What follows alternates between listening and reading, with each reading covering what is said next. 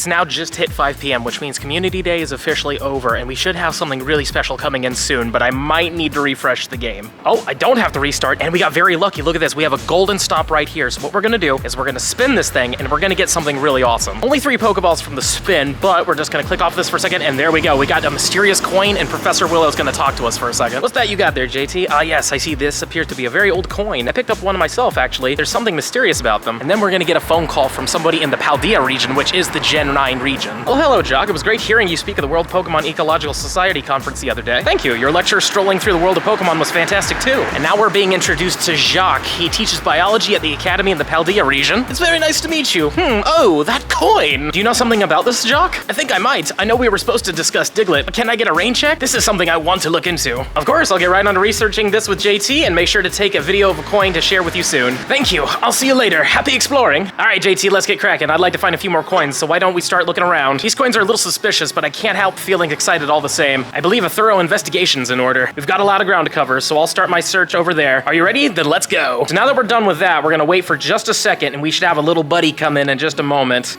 And there he is, right next to the Castform. Oh, and he's pointing at a coin. Okay, so let me try to zoom in real quick. So there's our little coin dude, and he actually pointed us in the direction of a coin, which is really neat. So we have to find a golden stop. I click on him. He actually looks around for a second, and he goes, okay, so it's over in that direction. Oh, word, right next to us. That's awesome. So if we spin this, we should actually get another coin, correct? Also, when you spin these golden stops, you get a lot of items. It's really awesome. But apparently we didn't get another coin from that one. Let's just look in our inventory and see if the coin is even in here. Okay, so we do have the multiple question mark coins, so there is one of them in here. So let's search around a little bit and see what our little dude says. In fact, I'm gonna click on him again and see what he says. All right, so he should look around, and then he points in that direction. Okay. Oh, there's more of them over there. Okay. I really like the design of this little guy because he's got a little coin on his back, but if you notice on the top of his head, he looks like he has a little antenna. Well, those are actually dowsing rods. Those are used to usually find water and other things, including gold, which we are looking for golden coins, so it makes sense that this little guy has those on the top of his head. Now, we found our stop, and let's spin it and see if we get another coin. I'm hoping to get a lot of coins because I'd like to know what the coins give you, but looks like we just got a lot of Ultra Balls, which I'm not complaining about. Just refreshed the game to make sure we didn't miss out on actually getting a coin. We're still only at 1, but we have another stop right here. I want to see how common these coins are, but so far we've spun 3 of these little golden stops and we haven't gotten another coin. The little dude actually just pointed at this one with a coin symbol, and I didn't actually click on him for that, so maybe... Oh, there we go. Okay, cool. So we did get a coin from this one, so he'll actually tell you when you're right next to it that there's a little coin available. So just after like 20 minutes, almost every single Pokestop is golden, and I've had the little dude make his little coin icon without me clicking on him, but even when there isn't gold around, so I'm wondering if he even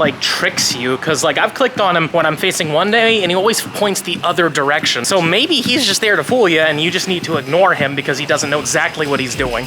Managed to get coin number 6 right here, and I think I figured out how the little coin dude works. He doesn't. Watch this. I'm gonna click on him in just a second right here. So he's gonna look away from me, and then he's gonna point right at me. Now I'm gonna move the camera over here, do it again. Watch this. He faces away from me, and then he points directly at the camera again. So this little dude is just misguiding you. Do not follow him in the slightest. He has no idea where these coins are. There's a chance that maybe the little coin icon shows up when you're actually near a coin, but it hasn't happened to me for just the longest time. I do think it's kind of funny though, because a lot of people don't believe in dowsing because dowsing is widely considered to be not an actual thing at all. And this little dude has little dowsing rods on the top of his head, so it's kind of funny that they did it. But when it comes down to actually finding the coins, it's just random. Just keep spinning as much as you can, and don't be discouraged if you're not getting a lot of them. These stops are still giving a ton of items, way more than usual, and this would be a great time to get rid of Pokeballs and get a ton of Greats and Ultras. Personally, I was at 60-something Ultra Balls, and I've just been walking around spinning, and I'm at 314, and I don't know how long these stops are going to be around for, so you might want to take advantage of this. I hope this video helps you out when you finally get the little coin dude so he doesn't trick you and you don't start walking in circles. And if you found the video informative, please smash that subscribe button. We're trying to get to 100,000 subscribers by the end of the year, and we are so close right now. If you haven't already subscribed to the channel, please do. But on that note, I'm going to keep hunting around and trying to find some more coins because we don't know what's going to happen when we hit a certain number of these coins. So as I hunt around, I'm going to take you guys back in time because we had a pretty fun adventure today. What's going on, everybody? JT here, coming at you with another episode of Pokemon GO, and I am currently in the Fimi Anari Temple in Kyoto, Japan. This temple was built to honor the Japanese kami Anari, who is a spirit of fertility, rice, and foxes. Anari had special multi-tailed foxes called kitsune, which were messengers for her, and there's a lot of these fox statues guarding the temple, and that's what Vulpix was based off of. This is basically just a fire kitsune. And it's really cool to find this here, honestly, because last time I was here, we didn't have any Vulpixes at all. It's also believed that the kitsune were more powerful the more tails they had, hence why when Vulpix evolves, it goes from having 6 tails to having 9 tails as a 9 tails. I had no idea that this was even a thing until recently, and I love it. The Fimi Anari is also very famous for having these thousands of red torii gates heading all the way up the mountain. And these gates are very interesting because, as you can see right now, there are no writings or anything like that, no prayers or anything like that, but that's because these are facing away from the top of the mountain. If you look the other way on them, every single one of these has a prayer on it because they're supposed to be facing towards the top of the mountain, towards the heavens. Now, I was going to do Dratini Community Day here, but unfortunately, as you can see, there's really no spawns in here. I think they took them out on purpose. That's perfectly fine because we have an incense going and we'll just leave a little bit afterwards. There's that whole strip over there that have a ton of spawns going on, so maybe we'll get something there. And maybe we'll be able to complete this research on the top of this little mountain here. You have to power up a Pokemon 10 times, catch 15 Dratini, and make 5 nice throws. And here's our first incense spawn in here. Is it shiny? It's not. Okay, oh well. I want to get a shiny in here. I think getting a shiny in one of these areas would be super cool.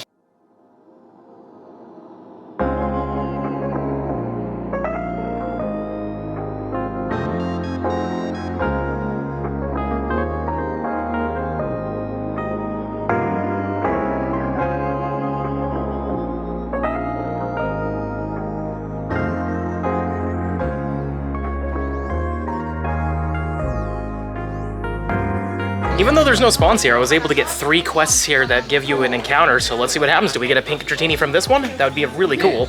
And we do! First one! No way! And a 420! That's 10 off the hundo! That's amazing! I'm so happy! I'm so glad that we got this here. Let's quickly just catch it real fast, but yeah, 10 off the hundo's not bad. This could be my best one. Now let's see it. 420. What are you? You are going to be, ooh, 15, 11, 14. Down! But do we get 2 in a row? That would be really cool if we got 2 in a row right here. We do! What? No way! 414. Not as good, but 2 in a row. Dare I say it, can we go 3 for 3? Because that would be insanity if we did. All right, not 3 for 3, but 2 for 2? That's amazing. I cannot believe we just did that here.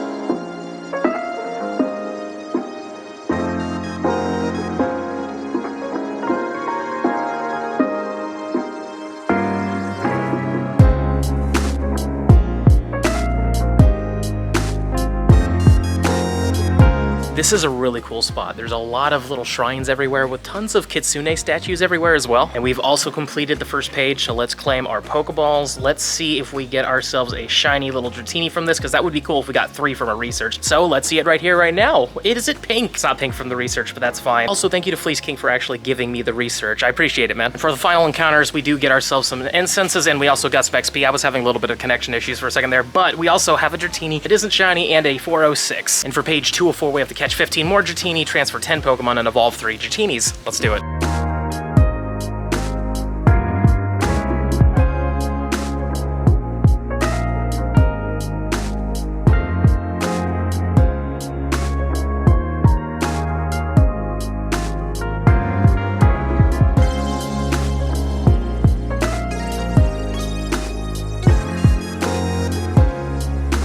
We're making it closer to the top of the mountain. Last time I was here, I was not able to reach the top, and now we are very close, but I am definitely struggling a little bit. Believe it or not, being a Floridian means we don't really deal with mountains that often. But we're killing it right now, and we're also killing it with Community Day. We've completed page 204. Let's get these candies, let's get these pineapple berries, and let's get this encounter with, I believe, a Dragonair. This is probably Dragonair, right? Yeah, it's a Dragonair. Too bad we can't get these as shinies. Shiny Dragonair is so good. And for the final rewards, we're gonna get a lore module. We're gonna get our hands on some XP, 1,500 of it, and another Dratini that isn't pink. I've only gotten 2 so far, and this one's a 427. This is literally 3 off the hundo. That's awesome. Let's see what a 427 is. Is it good? Oh wow, that's a 96. And for page 3 of 4, we must make 3 great curveball throws, evolve a Dragonair, and transfer 10 Pokemon. Very simple. Looks like we have 2 Dredagon raids going up the mountain. Let's do them, why not? All right, good news and bad news. Bad news is, unfortunately, we didn't have signal links to the Druddigons, but good news is we have them here now, so we're gonna have to remote those raids, but I really wanna see if we can get one of those shiny. Raid number 1's down. It was a 15-14, but is it green? It's not green. green. I want to get a shiny one of these on the top of the mountain. I don't know why, but I think it would be kind of fun. And raid number 2 is down. This one's slightly better, but it's not shiny still. Also, I don't know why I said I wanted to catch the shiny Druddigon at the top of the mountain, because I just went down a large staircase to get to where I am now, and there's also an even larger staircase right over here. So I'm going down the mountain now, and that's not great, because if you look at the game over here, those Druddigon raids were over there. There was a pretty steep climb there, but I started off just a little bit beyond the Mega Banette to the left now that the Shundo thing is covering it. So we're still gonna have to go down and probably scale the mountain again. And now we're back at the base camp, and they have ice cream here. If you're ever worried about climbing up the mountain and you think you're gonna get too tired, there's plenty of rest stops along the way, a lot of tea shops too, so if you need to buy water, there's even vending machines up here. And a really cool thing about this place is that it's open pretty much 24/7. They have lights everywhere and decent connection throughout unless you're on the top of the mountain. So if you ever have an issue, you can get in contact with somebody. Now I'm gonna finish up this ice cream and then we'll finish up the research.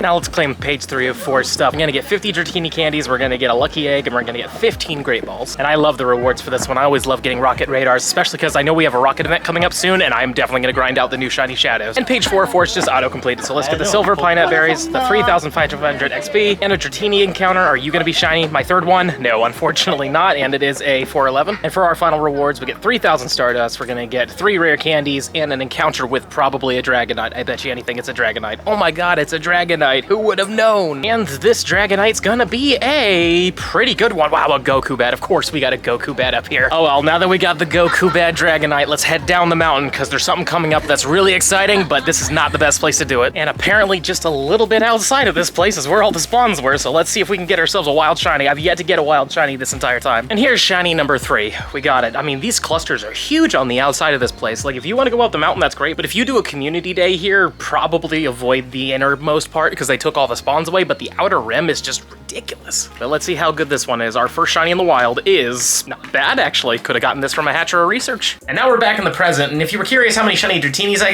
got 10 of them in total, so let's just go over every single one of them real quick. So the first one right here is a okay one. This one's a lot better. This one's terrible. Not great. Not great. Not great. Not great.